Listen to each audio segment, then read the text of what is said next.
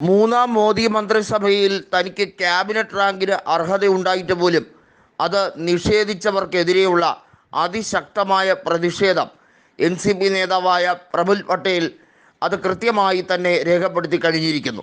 അതുമാത്രമല്ല, ശരത് പവാറുമായി യോജിച്ച് പ്രവർത്തിക്കാനും അദ്ദേഹത്തിൻ്റെ പാർട്ടിയുമായി ബന്ധപ്പെട്ട് ഒരുമിക്കാനും ഒക്കെയുള്ള തീവ്രമായ ശ്രമങ്ങൾ NCPയുടെ അജിത് പവാർ വിഭാഗം നേതാക്കൾ പരസ്യമായി തന്നെ പ്രകടിപ്പിക്കാൻ തുടങ്ങിക്കഴിഞ്ഞിരിക്കുന്നു. അജിത് പവാറിന് ഏത് നിമിഷം വേണമെങ്കിലും NDA മുന്നണി വിടാവുന്ന ഒരു അവസ്ഥയിൽ എത്തി നിൽക്കുകയാണ്. പക്ഷേ അദ്ദേഹത്തിൻ്റെ ഇപ്പോഴത്തെ അവസ്ഥയനുസരിച്ച് പ്രത്യേകിച്ചും അദ്ദേഹം നേരിടുന്ന പല വെല്ലുവിളികളുണ്ട്.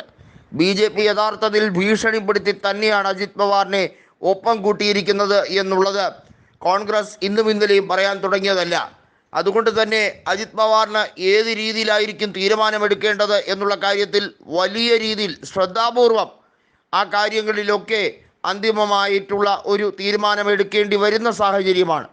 ഇപ്പോഴത്തെ അവസ്ഥയിൽ അജിത് പവാറിന് കൃത്യമായി അറിയാം, ഇങ്ങനെയാണ് തെരഞ്ഞെടുപ്പിനെ നേരിടാൻ ഉദ്ദേശിക്കുന്നതെങ്കിൽ പൊട്ടി പാളീസാകും. ശരത് പവാറിനെയാണ് ജനങ്ങൾ അംഗീകരിച്ചിരിക്കുന്നത്. തന്നെ ഇതുവരെയും ജനങ്ങൾ അംഗീകരിച്ചിട്ടില്ല. തൻ്റെ പാർട്ടിക്ക് ഒരു സീറ്റ് മാത്രമേ കിട്ടിയുള്ളൂ. അതുകൊണ്ട് തന്നെ ശരത് പവാറിനെ കൃത്യമായും അനുഗമിക്കുന്നവരാണ് NCPയിൽ കൂടുതൽ പേർ.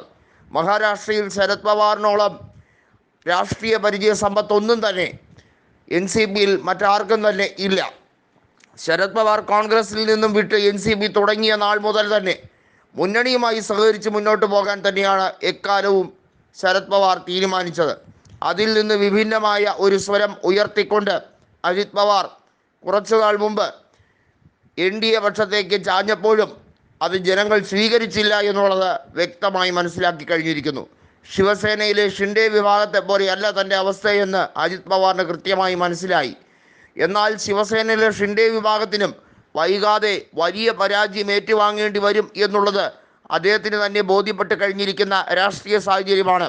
അതിന് കാരണമാകുന്ന നിരവധി ഘടകങ്ങളും ഉണ്ട്. അജിത് പവാറിന് വളരെ വൈകാതെ തന്നെ ശരത് പവാറുമായി ഒത്തൊരുമിച്ച് പോകേണ്ടി വരുന്ന രാഷ്ട്രീയ സാഹചര്യം ഉടലെടുത്ത് കഴിഞ്ഞിരിക്കുന്നു. അതെങ്ങനെയായിരിക്കും മുന്നോട്ട് പോകേണ്ടത്, ഏതൊക്കെ തരത്തിലായിരിക്കും എന്നുള്ളതിന് ഇപ്പോഴും ഒരു രൂപരേഖയൊന്നും ആയിട്ടില്ല. സീറ്റ് വിഭജനത്തിൽ കോൺഗ്രസിനും NCPക്കും ഇടയിൽ ഒരു രീതിയിലുള്ള പ്രശ്നങ്ങളും ഇല്ല. ഉദ്ധവ് താക്കറെ കൃത്യമായിട്ടുള്ള ഒരു ഇക്വേഷനിലേക്കാണ് കാര്യങ്ങൾ എത്തിക്കുന്നത്. ലോക്സഭാ തെരഞ്ഞെടുപ്പിലും അടിമുടി ഒരു രീതിയിലുള്ള അവ്യക്തതയും ഇല്ലായിരുന്നു. എല്ലാം പക്ക പെർഫെക്റ്റ് എന്ന രീതിയിലേക്കായിരുന്നു കാര്യങ്ങൾ കൊണ്ടുപോയത്. ഉദ്ധവ് താക്കറെയുടെ മാജിക് വർക്കൗട്ടായി എന്ന് മാത്രമല്ല, വലിയ രീതിയിലുള്ള ഒരു തരംഗം ആഞ്ഞു വീശാൻ തുടങ്ങുകയും ചെയ്തു.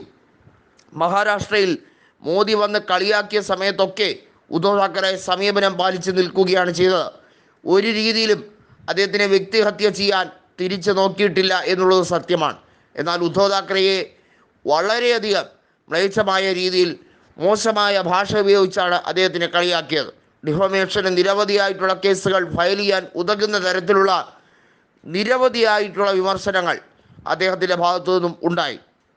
ബാൽ താക്കറെയുടെ യഥാർത്ഥ മകനല്ല എന്ന രീതിയിൽ വരെ പറഞ്ഞു പൊലിപ്പിക്കാനും കാണികളെ വല്ലാതെ ആവേശത്തിലാക്കാനും, അതായത് BJP അനുകൂലികളെ ഒക്കെ ആവേശത്തിലാക്കാനും ശ്രമിച്ചു. പക്ഷേ യാഥാർത്ഥ്യം എന്നതാൽ ജനവിധി വന്നപ്പോൾ തകിടം മറിഞ്ഞു എന്ന് തന്നെ പറയേണ്ടി വരും.